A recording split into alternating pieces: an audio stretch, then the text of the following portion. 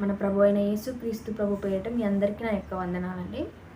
ఈరోజు మనం చదువుకుంటున్న అంశం క్రీస్తు యొక్క 4 చిత్రపటాలు. అంటే 4 చిత్రపటాలు, 4 సువార్తల్లో క్రీస్తు గురించి మనకి ఏం చెప్పబడుతుందో అది మనం తెలుసుకుందాం. నేనే అల్ఫాయు ఒమేగాయు, మొదటివాడను కడపటివాడను, ఆదియు అంతమునై ఉన్నాను. ప్రకటన గ్రంథం 22వ అధ్యాయం 13వ వచనం. మీరు ఎప్పుడైనా మీ పూర్వీకుల గురించి అధ్యయనం చేశారా? అది మీకేమైనా ఆసక్తికరంగా అనిపించిందా? వారిలో రాజులు కానీ, ప్రభువులు కానీ, యూదుల వారసత్వం గలవారు కానీ ఉన్నారా? లేక నా వలె మీ కుటుంబ వారసత్వం కూడా ఏమంత ప్రత్యేకమైనది కాకపోవచ్చు. క్రొత్త నిబంధనలోని 4 సువార్తలలో ప్రతి ఒక్కటి ప్రభు అయిన యేసుక్రీస్తును ఒక ప్రత్యేకమైన కోణం నుండి వివరిస్తున్నాయి. మత్తయి సువార్త, మార్కు సువార్త, లూకా సువార్త, యోహాను సువార్త, ఈ 4 సువార్తలు రకరకాలుగా ప్రభువు గురించి చెప్తున్నాయి. ఏం చెప్తున్నాయంటే, మత్తయి సువార్త క్రీస్తును రాజుగా కనపరుచుచున్నది. మార్కు సువార్తనేమో యేసుని ఒక సేవకునిగా కనపరుచున్నది.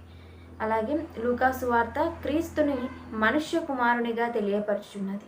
యోహాను సువార్తనైతే దేవుని కుమారునిగా క్రీస్తుని కనపరుచుచున్నది.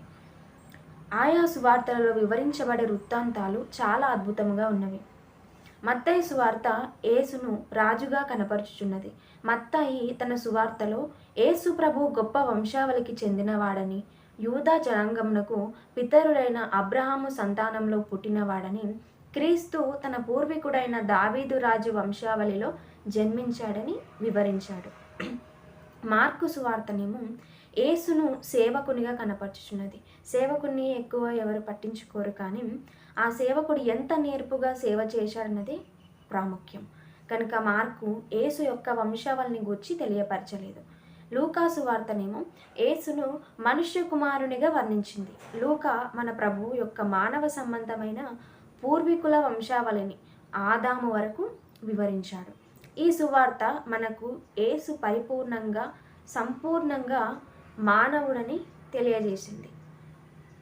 కానీ ఈ సువార్త తెలియజేసిన మనిషిగా తెలియజేసింది, కానీ మనిషిలో ఉన్న పాపం మాత్రం ప్రభువులో లేదు. ఆయన పూర్తిగా పాపరహితుడు, అంటే పాపం లేని వ్యక్తి.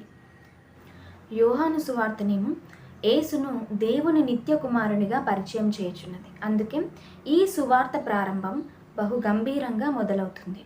యోహాను తన సువార్త ప్రారంభంలోనే యేసుకు దేవునితో ఉన్న సంబంధాన్ని, ఆయనే దేవుడని, ఆయనకు పుట్టుక లేదని, ఆయన అన్నిటికంటే పైనున్నవాడని స్పష్టంగా తెలియజేశాడు.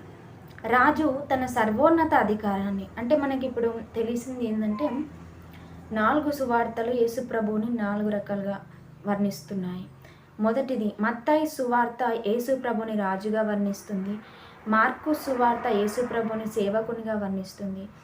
లూకా సువార్త యేసుక్రీస్తు ప్రభుని మనుష్య కుమారునిగా, అలాగే యోహాను సువార్త యేసుక్రీస్తు ప్రభుని దేవుని కుమారునిగా మనకు వర్ణిస్తుంది.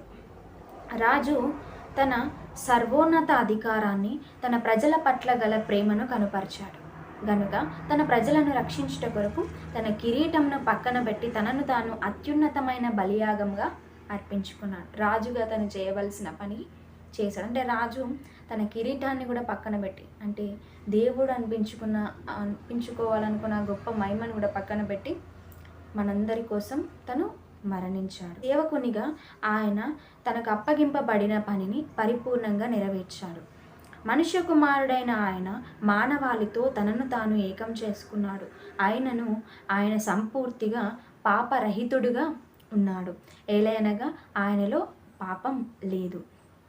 మన పక్షముగా మన పాప శిక్షను భరించుటకు దేవుని కుమారుడైన ఆయనే చాలినవాడు. ఆయనే మన రక్షకుడైన యేసు. ఆయన పేరుకు యెహోవాయే రక్షకుడు అని అర్థం. క్రీస్తు అనగా అభిషక్తుడని అర్థం. ఆయనే రాజు, సేవకుడు, మనుష్యుడు, దేవుడు. ఇవన్నీ ఆ ఒక్కని అందే సమ్మిళితమై ఉన్నవి. ప్రభు చిత్తమైతే మరలా కలుసుకుందామండి. ప్రభువు పేరట మీ అందరికీ నా యొక్క వందనాలు.